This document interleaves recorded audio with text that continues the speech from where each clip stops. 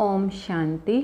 मीठे बच्चे, सुख शांति का वरदान एक बाप से ही मिलता है, कोई देहधारी से नहीं। बाप आए हैं तुम्हें मुक्ति जीवन मुक्ति की राह दिखाने। प्रश्न है, बाप के साथ जाने और सतयुग आदि में आने का पुरुषार्थ क्या है? उत्तर है, बाप के साथ जाना है तो पूरा पवित्र बनना है। सतयुग आदि में आने के लिए और संग बुद्धि योग तोड़ एक बाप की याद में रहना है। आत्म अभिमानी जरूर बनना है। एक बाप की मत पर चलेंगे तो ऊंच पद का अधिकार मिल जाएगा। गीत है, नैनहीन को राह दिखाओ प्रभु। ओम शांति। यह गीत किसने गाया? बच्चों ने। क्योंकि बाप तो एक ही है, उसको ही रचिता कहा जाता है। रचना रचिता को पुकारती है। बाबा ने समझाया है कि भक्ति मार्ग में तुमको दो बाप हैं, एक लौकिक दूसरा है पारलौकिक। सभी आत्माओं का बाप एक ही है। एक बाप होने से सभी आत्माएं अपने को ब्रदर्स कहते हैं। उस बाप को पुकारते हैं, ओ गॉड फादर, ओ परम पिता, रहम करो, क्षमा करो। भक्तों का रक्षक एक भगवान ही है। पहले तो यह समझाना चाहिए कि हमको दो बाप हैं।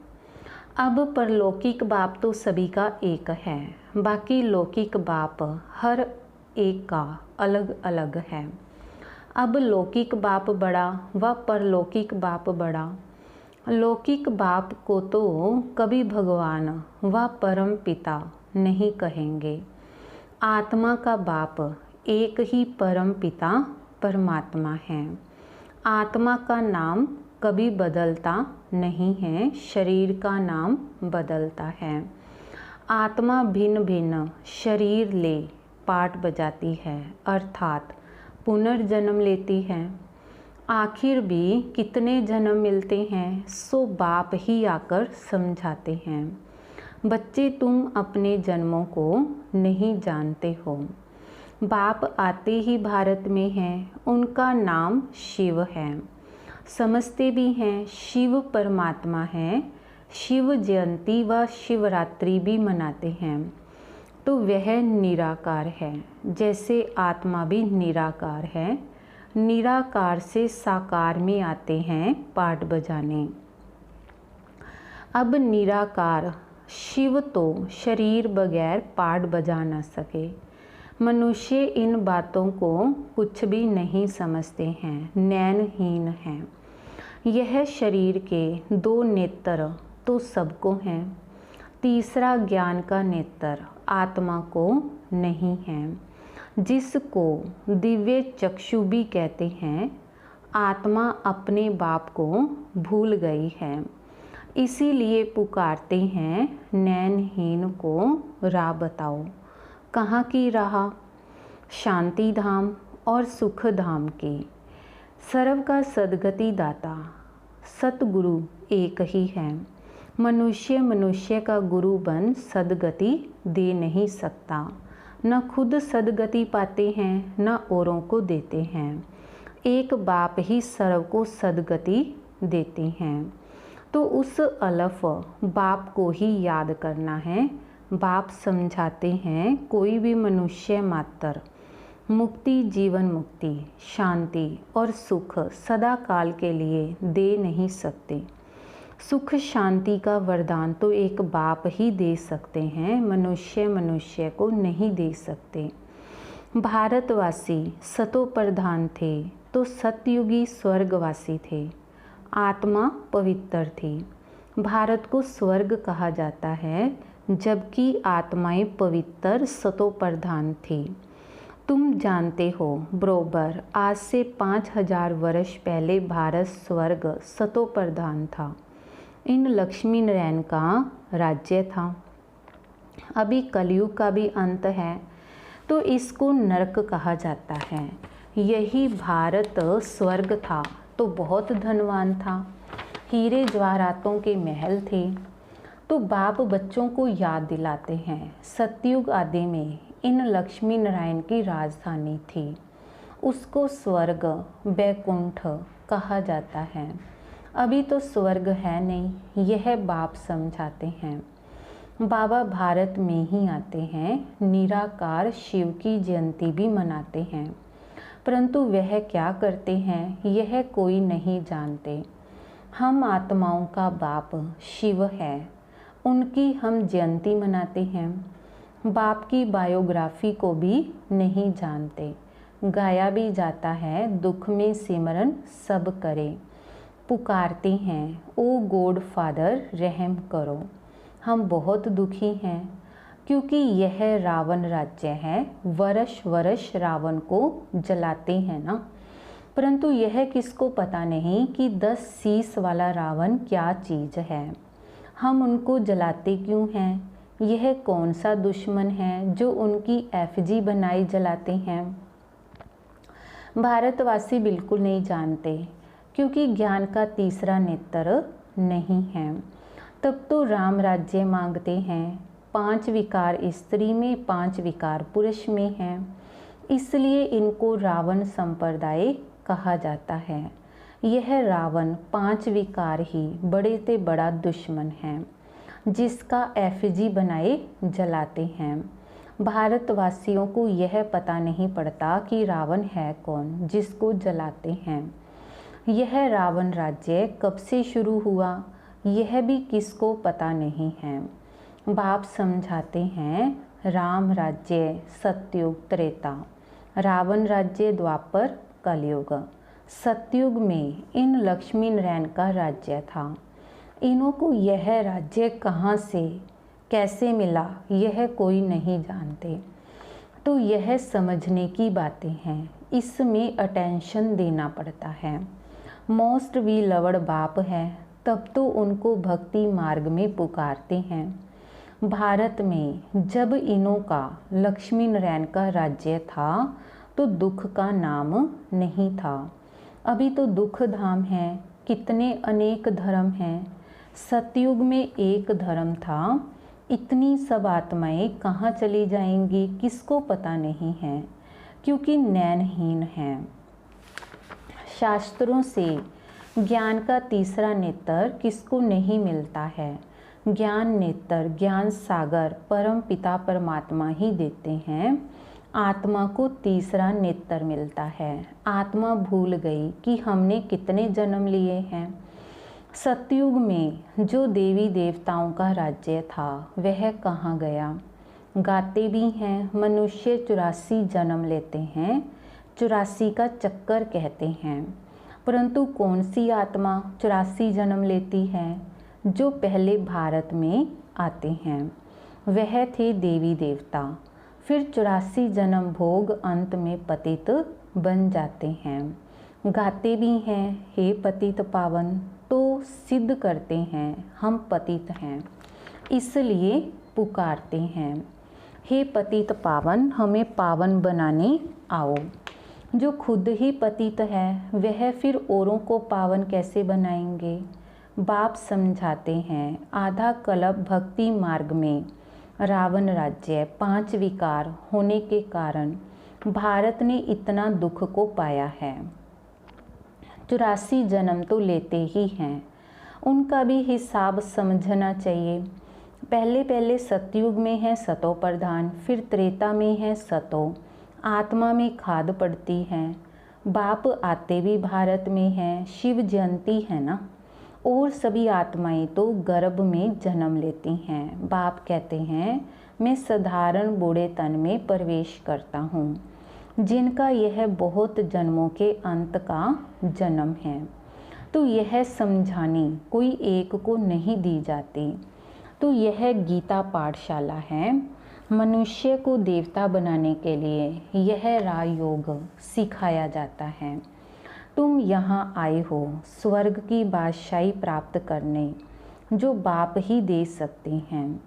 गीता पढ़ने से कोई राजा बनते नहीं हैं और ही रंक बनते जाते हैं। तो बाप गीता का ज्ञान सुनाए राजा बनाते हैं। औरों द्वारा गीता सुनने से रंक बन गए हैं। भारत में जब इन लक्ष्मी नारायण का राज्य था तो प्योरिटी, पीस, प्रोस्पर्टी थी। पवित्र ग्रस्त आश्रम था, वहाँ हिंसा का नाम नहीं था। फिर द्वापर से लेकर हिंसा शुरू हुई है। काम कटारी चलाते चलाते तुम्हारी यह हालत आकर हुई है। सतयुग में 100% साल्वेंट थे, सतो प्रधान थे। यह राज कोई भी मनुष्य अथवा साधु संत आदि नहीं जानते। बाप जो ज्ञान का सागर पतित पावन है, वही आकर सतो प्रधान बनने की युक्ति बताते हैं। रावण की मत पर मनुष्य का देखो क्या हाल हो गया है। राजे लोग भी वह जो पवित्र राजाएं होकर गए हैं, उन्हों के चरणों में जाकर पढ़ते हैं और महिमा गाते हैं। आप सर्वगुण संपन्न, हम नीच पापी हैं, हमारे में कोई गुण नहीं है। फिर कहते हैं आपे ही तरस पुरोई, हमको आकर मंदिर लायक बनाओ। किसकी भी समझ में नहीं आता कि बाप कैसे आकर फिर से देवी देवता धर्म की स्थापना कराते हैं। अब तुम समझते हो, हम 100 देवी देवता धर्म के थे, हम 100 क्षत्रिय वैश्य शूद्र बने, इतने जन्म लिए, अब 84 जन्म पूरे हुए। फिर दुनिया का चक्कर फिरना चाहिए, इसीलिए फिर तुमको पावन यहाँ बनना है। पतित तो सतो प्रधान, सतयुग पतित तो सुख धाम, शांति धाम में जा नहीं सकते। बाप समझाते हैं तुम जो सतो प्रधान थे वह तमो प्रधान बने हो। गोल्डन एज से फिर आयरन एज में आए हो, फिर गोल्डन एजड बनना है, तब मुक्ति धाम सुख धाम में जा सकेंगे। भारत सुख धाम था, अब दुख धाम है। गीत में भी सुना, हम नैनहीन को राह बताओ, हम अपने शांति धाम में कैसे जाएं। वो लोग तो कह देते हैं कि परमात्मा सर्वव्यापी है, फलाना अवतार है, परशुराम अवतार है। अब बाप परशुराम बन किसको मारते होंगे क्या? हो नहीं सकता। बाप समझाते हैं तुमने इस चक्कर में कैसे 84 जन्म लिए हैं, अब मुझ अलफ को याद करो। तो हे आत्माएं, देही अभिमानी बनो। देह अभिमानी बन तुम बिल्कुल ही दुखी, कंगाल, नरकवासी बन पड़े हो। अब स्वर्गवासी बनना है तो आत्म अभिमानी जरूर बनना है। आत्मा ही एक शरीर छोड़ दूसरा लेती है। अब 84 जन्म पूरे हुए हैं, फिर सतयुग आदि में जाना है। अब मुझे याद करो और संग बुद्धि योग तोड़ो, रहो भले गृहस्थ व्यवहार में, अपने को आत्मा निश्चय करो। आत्मा एक शरीर छोड़ दूसरा लेती है। तो अब देही अभिमानी बनना है। मुझे याद करो तो खाद सब जल जाएगी, तुम पवित्र बन जाएंगे। फिर मैं तुम बच्चों को ले जाऊंगा। अगर मेरी मत पर नहीं चलेंगे तो इतना ऊंच पद नहीं पाएंगे। इन लक्ष्मी नारायण का ऊंच पद है। जब इन्हों का राज्य था तो और कोई धर्म नहीं था। द्वापर से फिर और धर्म आते हैं। सतयुग में मनुष्य भी थोड़े होते हैं। अब तो बहुत धर्म होने के कारण कितने दुखी हो गए हैं। वही देवी देवता धर्म वाले अब पतित होने से अपने को देवता कहते नहीं हैं, हिंदू नाम रख दिया है। हिंदू तो कोई धर्म नहीं है। बाप समझाते हैं रावण ने तुमको ऐसा बना दिया है। तुम जब लायक देवी देवता थे तब सारे विश्व पर राज्य था, सब सुखी थे। अब दुखी बन पड़े हैं। भारत हेवन था, वो अब हेल बन गया है। फिर हेल को हेवन बाप बगैर कोई बना ना सके। तो देवताओं को संपूर्ण निर्विकारी कहा जाता है। यहाँ के मनुष्य तो संपूर्ण विकारी हैं। इनको कहा जाता है पतित। भारत शिवालय था। शिव बाबा की स्थापना की हुई थी। बाप स्वर्ग बनाते हैं, फिर रावण नरक बनाते हैं। रावण श्राप देते हैं, बाप 21 जन्म के लिए वर्षा देते हैं। अब तुम हर एक बाप को ही याद करो, कोई भी देहधारी को नहीं। देहधारी को भगवान नहीं कहा जाता, भगवान तो एक ही है। बाप तो बेहद का वर्षा देते हैं, फिर रावण श्रापित बना देता है। इस समय भारत श्रापित है, बहुत दुखी है। अब इस रावण पर जीत पानी है। गाया भी जाता है, दे दान तो छूटे ग्रहण। वो ग्रहण जो लगता है वह तो पृथ्वी का परछाया है। अब बाप कहते हैं तुम्हारे ऊपर 5 विकारों रूपी रावण का ग्रहण है। यह 5 विकार दान में दे देने हैं। पहला तो दान दो कि हम कभी विकार में नहीं जाएंगे। यह काम कटारी ही मनुष्य को पतित बनाती है। अच्छा, मीठे मीठे सिकिलदी बच्चों प्रति माता पिता बाप दादा का याद प्यार और गुड मॉर्निंग। रूहानी बाप की रूहानी बच्चों को नमस्ते। रूहानी बच्चों की रूहानी बाप दादाजी को याद प्यार गुड मॉर्निंग नमस्ते। शुक्रिया बाबा, शुक्रिया। फिर धारणा के लिए मुख्य सार है। पहला है, बाप जो नॉलेज देते हैं उसे पूरा अटेंशन देकर पढ़ना है। ज्ञान के तीसरे नेत्र से अपने 84 जन्मों को जान, अब अंतिम जन्म में पावन बनना है। दूसरा है, रावण के श्राप से बचने के लिए एक बाप की याद में रहना है। 5 विकारों का दान दे देना है। एक बाप की मत पर चलना है।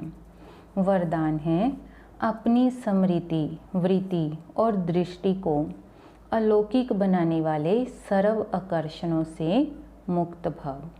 अपनी स्मृति वृत्ति और दृष्टि को अलौकिक बनाने वाले सर्व आकर्षणों से मुक्त भव।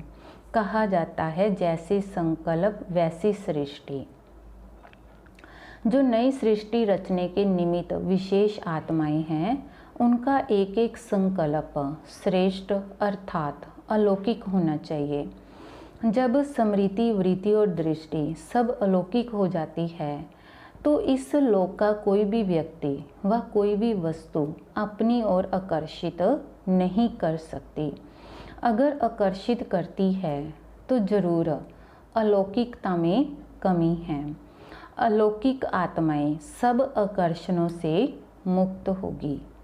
स्लोगन है, दिल में परमात्म प्यार व शक्तियाँ समाई हुई हो तो मन में उलझन आ नहीं सकती। दिल में परमात्म प्यार व शक्तियाँ समाई हुई हों तो मन में उलझन आ नहीं सकती। ओम शांति।